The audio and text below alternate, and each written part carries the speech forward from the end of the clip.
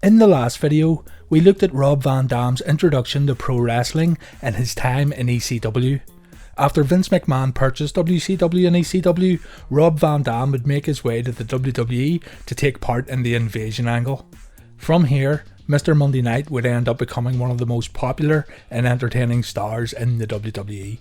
So sit back as we pick up where we left off last time, as we take a look at Rob Van Dam in the WWE.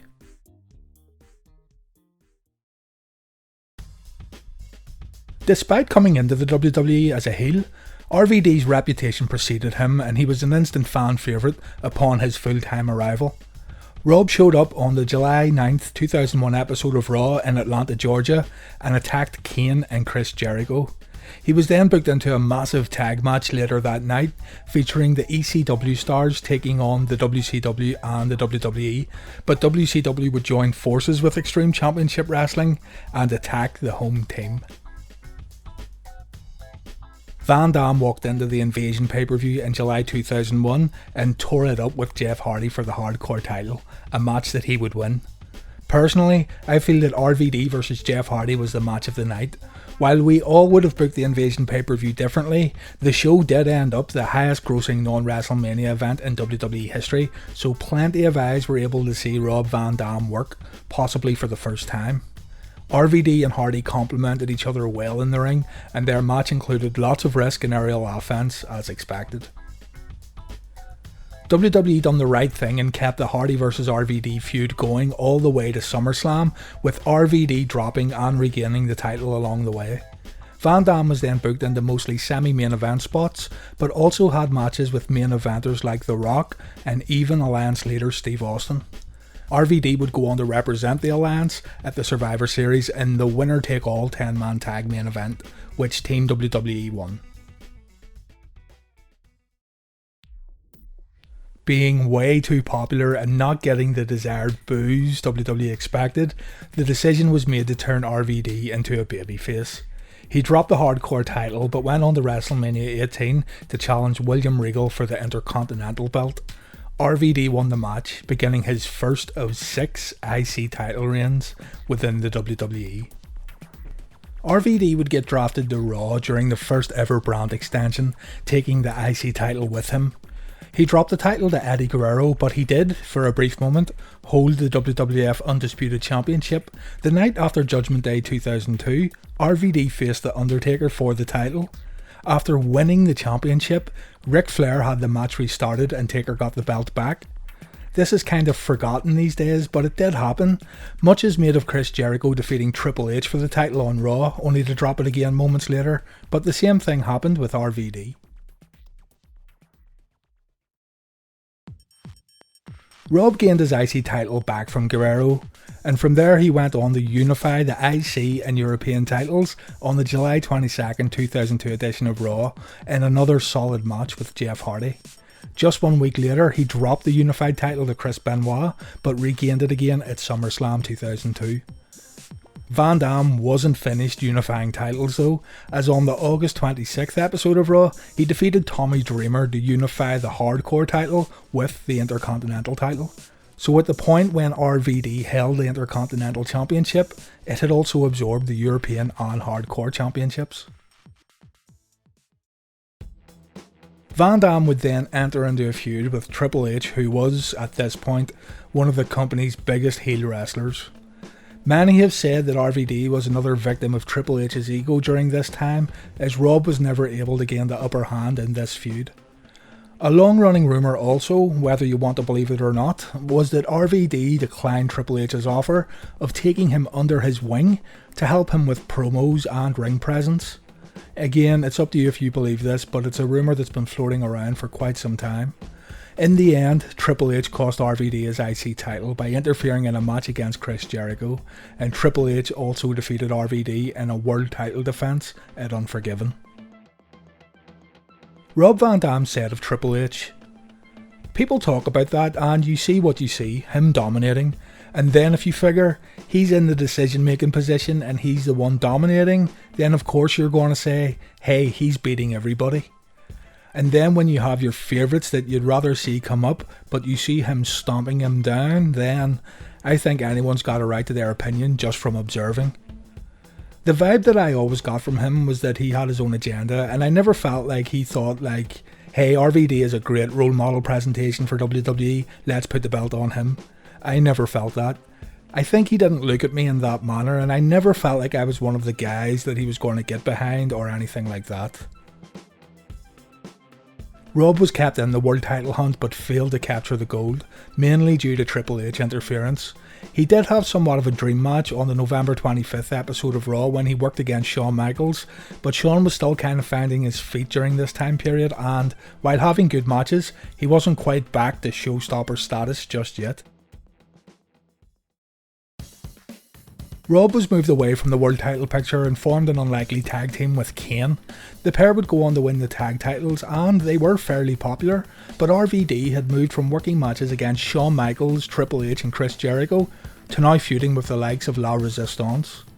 What was good to see though was RVD getting the opportunity to work against the Dudley Boys during this period of time. Triple H forced Kane to remove his mask in the middle of the ring, and Kane took out his frustrations on RVD. This set up a feud between the two, which ended with Kane threatening to set Rob on fire, defeating him in a no-holds-barred match at SummerSlam, and destroying him in a steel cage on the September 8th episode of Raw. Late 2003 and onwards saw RVD win the IC title for the 4th time when he defeated Christian in an excellent ladder match on Raw. He would lose and then regain the title against Chris Jericho, then he entered into a feud with Randy Orton, resulting in him again dropping the title. At the beginning of 2004, Rob and Booker T formed a tag team that eventually led to championship gold and a successful defense at WrestleMania 20, however the team eventually dropped the belts to Evolution shortly after Mania. In 2004, Rob Van Dam was drafted to SmackDown, and while he did have his normal entertaining matches, he also failed to capture any singles gold during his time there. He did pick up the WWE tag titles when he formed a tag team with Rey Mysterio, but an injury led him to getting wrote off TV. The injury was serious, and on January 27, 2005, Van Dam had to have reconstructive knee surgery.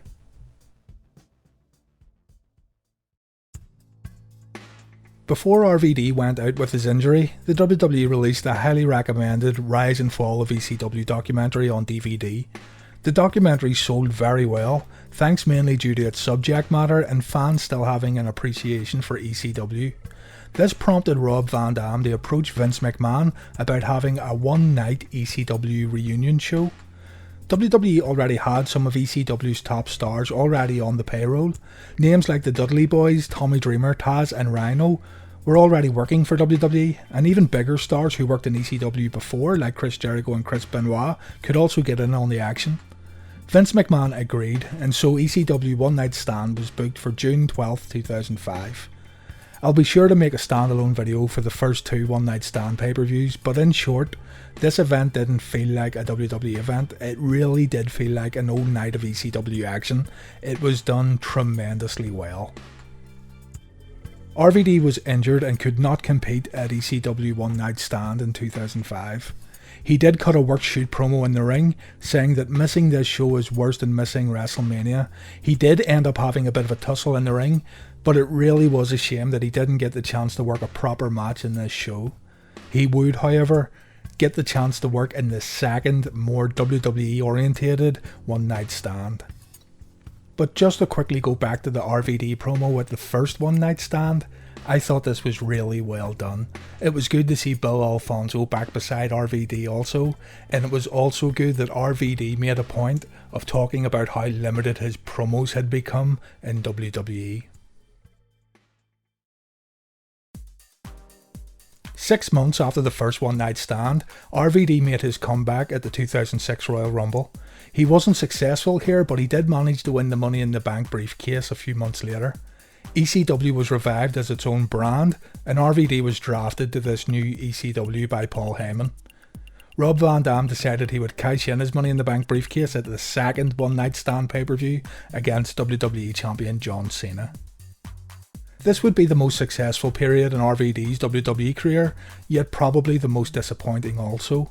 RVD defeated John Cena in a good match, made great thanks to the ECW crowd's lack of enthusiasm for WWE poster boy John Cena, and after the match, over on the ECW brand, RVD was awarded the reinstated ECW Championship, meaning RVD was now the holder of both the ECW and WWE title belts.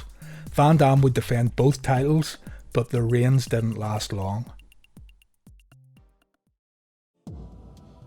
On July 3rd, 2006, RVD and Sabu were pulled over by police for speeding. Rob was behind the wheel. The police officer found 18 grams of hash and Vicodin pills on RVD, while Sabu was also carrying his own little stash. The arrest led to WWE suspending Rob for 30 days and also forcing him to drop both of his title belts. On the July 3rd episode of Raw, Van Dam lost the WWE Championship to Edge in a triple threat match that also featured John Cena. The next night, on the July 4th episode of ECW on Sci-Fi, he lost the ECW Championship to The Big Show. August 8th, 2006 saw the return of Rob Van Dam to ECW on Sci-Fi, but there would be no more title wins. Like everything that went on in the new WWE version of ECW, it was all very uneventful. He joined forces with other ECW originals to take on the ECW New Breed at WrestleMania 23, a match that the originals won. Afterwards, Rob would go on to earn an ECW title match against then champion Vince McMahon, but would get defeated when he actually ended up facing Vince, Shane and Umaga. One Night Stand 2007 would be Rob's final match of this WWE run. He defeated Randy Orton in a stretcher match, but took a beatdown from the Viper after the match ended. RVD felt tired and burnt out from working in the WWE, so he decided to leave the company.